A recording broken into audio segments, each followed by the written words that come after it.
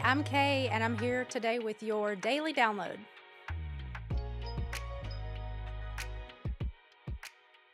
The title of our devotional for today on Christmas Eve is The Good News of Great Joy.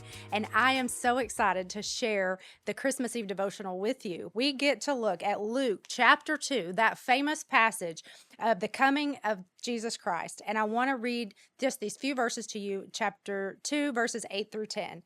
In the same region, there were some shepherds staying out in the fields and keeping watch over their flock by night. And an angel of the Lord suddenly stood before them, and the glory of the Lord shone around them, and they were terribly frightened. But the angel said to them, "Do not be afraid, for behold, I bring you good news of great joy, which will be for all people." Have you ever been given good news?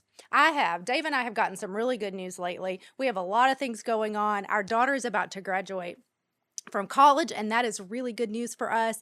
And we just found out at Thanksgiving that we are expecting our first grandbaby, and so that is such good news for us, and we were so excited to have received that news. Well, this good news that we're getting on Christmas Eve is better than anything like that, anything that we could ever ask or imagine. The good news that we get through Jesus is amazing. And as we think about the angel coming and talking to the shepherds, there are a couple of things that we want to notice. The shepherds were in their everyday roles. So when God brings us good news, when he intersects into your life, you can be doing your average thing that you're normally doing. You can be going about your day, and God is going to intersect with you to bring good things into your life.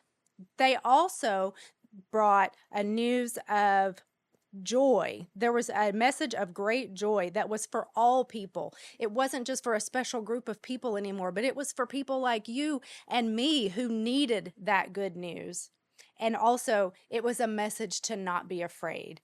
God's presence can be overwhelming. He is amazing and bigger and more impressive than we could even comprehend. And he is magnificent, but his message is so simple, and it is one of peace and assurance. And so we were told not to be afraid, that they were bringing us good news. So anytime that the Lord is intersecting in our lives, wherever we are, we know that when we are getting a word from the Lord, we don't have to be afraid. And we can look at this passage from Luke chapter 2 and be reminded of the greatest good news that there ever was, that Jesus was coming to save us.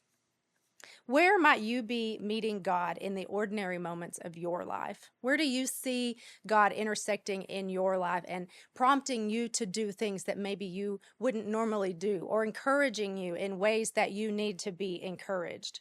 And then we would ask, what fears or anxieties do you need to surrender to the Lord as you embrace the joy of good news?